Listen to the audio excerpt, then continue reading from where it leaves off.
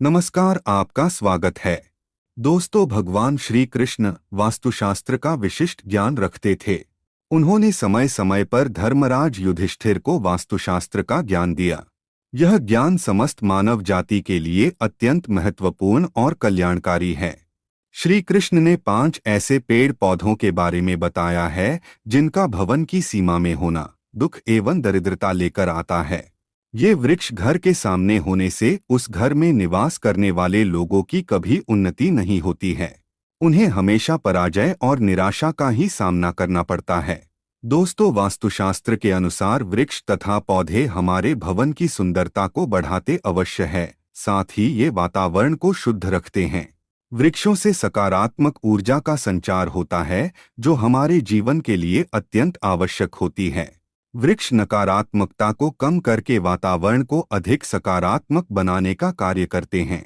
घर के सामने शुभ पेड़ पौधे लगाने से घर में बरकत आती है। साथ ही ये पेड़ पौधे कई प्रकार के वास्तु दोषों को नष्ट करते हैं। घर के आंगन में खड़े वृक्ष देवताओं के समान हमारे घर की रक्षा करते हैं। इसीलिए हमारे पुराणों और शास्त्रों में भवन की सीमा में कुछ शुभ वृक्षों का रोपण करने की सलाह दी गई है। आज हम जानेंगे हमारे घर की सीमा में कौन से वृक्ष तथा पौधे होने चाहिए और कौन से वृक्ष नहीं होने चाहिए। जैसे कुछ वृक्षों को शास्त्रों में शुभ बताया गया है, उसी प्रकार से वास्तुशास्त्र में अशुभ वृक्षों तथा पौधों का वर्णन मिलता है। इन वृक्षों का घर की सीमा में होना अशुभ और अमंगलकारी होता है। ये वृक्ष घर के सामने होने से दुख तथा दरिद्रता का ही सामना करना पड़ता है। इन वृक्षों के सानिध्य में रहने पर धन का नाश होता है, शत्रुओं में वृद्धि होती है, मनुष्य अपना मान सम्मान तक खो देता है। इसीलिए यदि आपने भी जाने अनजाने में अपने घर के आंगन में अथवा घर के अंदर ऐसे वृक्ष तथा पौधे लगाए हैं, तो बिना देरी किए उन्हें तुरंत हटा देना चाहिए। सबसे पहली बात है, घर के मुख्य द्वार को हमेशा ही लताओं से, फूलों और पौधे से सजाकर रखना चाहिए। मुख्य द्वार जितना सुंदर और सुशोभित होगा, उस घर में उतनी ही अधिक सुख शांति बनी रहेगी। किंतु ध्यान रहे, मुख्य द्वार पर किसी भी वृक्ष की छाया नहीं पड़नी चाहिए। इससे छाया वेध निर्माण होता है और परिवार में समस्याएं उत्पन्न होने लगती है। दूसरी बात है, भवन के आग्नेय कोण में और नैऋत्य कोण में किसी भी प्रकार के वृक्षों को लगाना शुभ माना नहीं जाता। ये वृक्ष जल्दी ही सूख जाते हैं और अशुभ परिणाम प्राप्त होते हैं। तीसरी बात है, घर की उत्तर दिशा में पाम और कनकचंपा का पौधा लगाया जाता है तो धन में वृद्धि होती है। चौथी बात है, यदि घर का मुखिया व्यापार करता है तो उसे घर की सीमा में नीम और बेल के वृक्ष का रोपण करके उनका पालन पोषण करना चाहिए। इससे उनके व्यापार में अधिक लाभ प्राप्त होता है। पांचवी बात है, भवन के परिसर में कहीं भी ऊपर की तरफ जाने वाली लता बहुत ही शुभ परिणाम देती है, किंतु अगर लता ऊपर से नीचे की तरफ आती है तो अधोगति होती है और दुख भोगने पड़ते हैं। यदि इस स्थान पर कोई मनी प्लांट लगा हुआ हो तो और भी अधिक शुभ फल मिलते हैं। छठी बात है, केले का पेड़ भवन के लिए बहुत ही अधिक शुभ माना जाता है, लेकिन इसे घर के पीछे लगाना चाहिए। यदि इसे घर के सामने लगाना हो तो तुलसी के पौधे के पास लगा सकते हैं। तुलसी के पास केले का पेड़ हो तो धन संपत्ति में अकस्मात ही वृद्धि होती है, क्योंकि केले के पेड़ में भगवान विष्णु निवास करते हैं और तुलसी में माता लक्ष्मी का वास माना जाता है। आइए अब जानते हैं कौन से पेड़ पौधे घर में लगाना अशुभ होता है। सबसे पहले बात कर लेते हैं कांटेदार पौधों की। दोस्तों, आपको घर में कभी भी कांटेदार पौधे नहीं लगाने चाहिए, क्योंकि कांटेदार पौधे हमारे वास्तु को प्रभावित तो करते ही है, साथ ही इस तरह के पौधे घर के छोटे बच्चों को भी नुकसान पहुंचा सकते हैं। इसलिए घर में कांटेदार पौधे लगाने से हमेशा बचे रहें, क्योंकि इनके कांटे नकारात्मक ऊर्जा उत्पन्न करते हैं। लेकिन फिर भी गुलाब जैसे कांटेदार पौधे लगाए जा सकते हैं, परंतु गुलाब के पौधे को घर की छत पर ही रखें तो बेहतर रहेगा। इसी के साथ अगर धार्मिक दृष्टि से भी देखा जाए तो भी कांटेदार पौधों को घर में लगाने से परिवार में लड़ाई झगड़े बढ़ जाते हैं, और इतना ही नहीं, इससे घर का वातावरण भी खराब होने लगता है। दोस्तों, दूसरे तरह के पौधे हैं दूध वाले पौधे।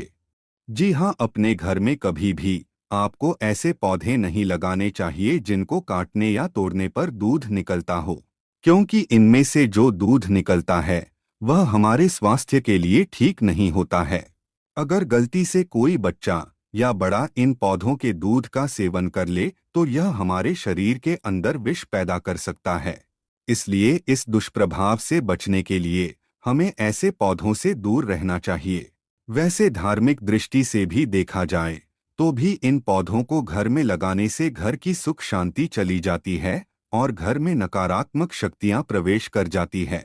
दोस्तों, इसी क्रम में तीसरे नंबर पर आते हैं मुरझाए हुए पौधे। दोस्तों, आपने देखा होगा कई बार हमारे घर के गमलों में लगे हुए पौधे सूख या मुरझा जाते हैं। तो ऐसी स्थिति में हमें इन पौधों को घर से बाहर निकाल देना चाहिए, नहीं तो जब भी आप घर में मुरझाए हुए पौधों को देखेंगे तो आपके स्वभाव में भी परिवर्तन आ जाएगा।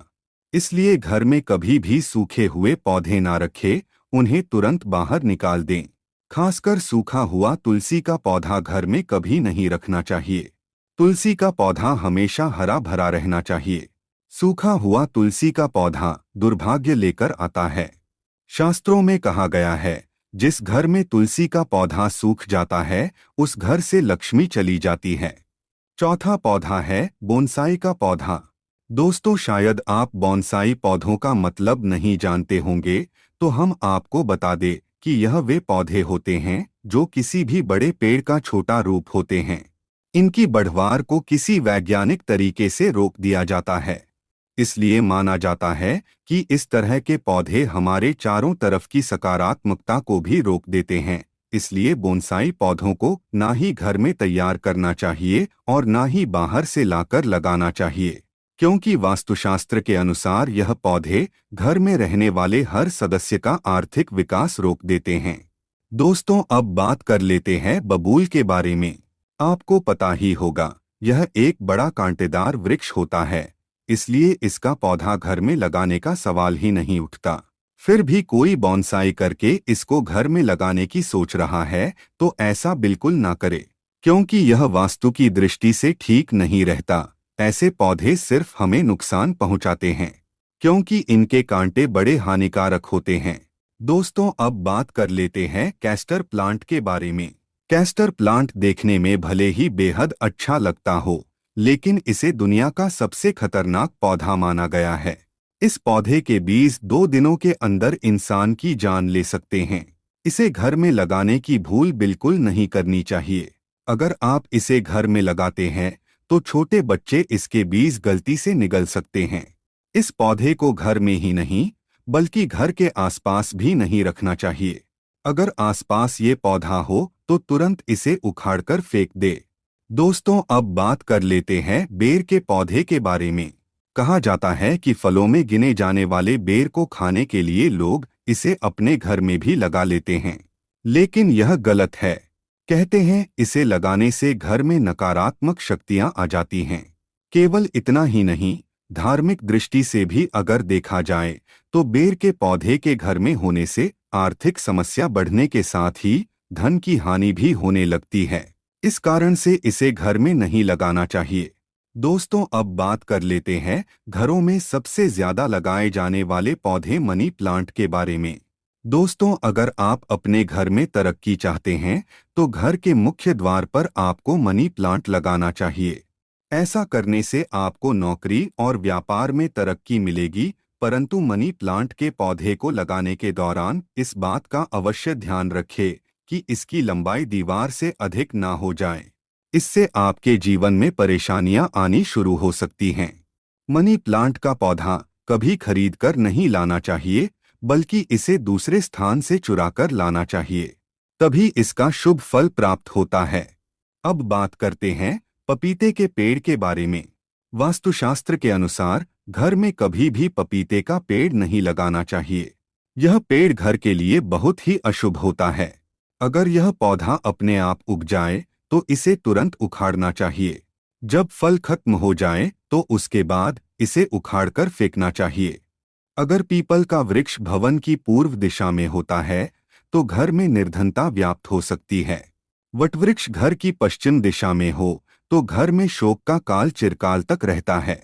दक्षिण दिशा में तुलसी का पौधा हो तो संतान को पीड़ा सहन करनी पड़ती है। किसी भी मृत वृक्ष की छाया घर पर पड़ती है तो यह मृत्यु सूचक होता है। मृत वृक्ष को तुरंत उखाड़ देना चाहिए। तो दोस्तों, इस प्रकार से वास्तुशास्त्र में घर में लगाए जाने वाले पेड़ पौधों के बारे में महत्वपूर्ण जानकारी दी गई है। कमेंट में जय श्री कृष्ण जरूर लिखें। साथ ही वीडियो को लाइक करना न भूले और दोस्तों के साथ शेयर करें। ऐसी ही जानकारी पाने के लिए चैनल को सब्सक्राइब जरूर करें। आप सभी का धन्यवाद।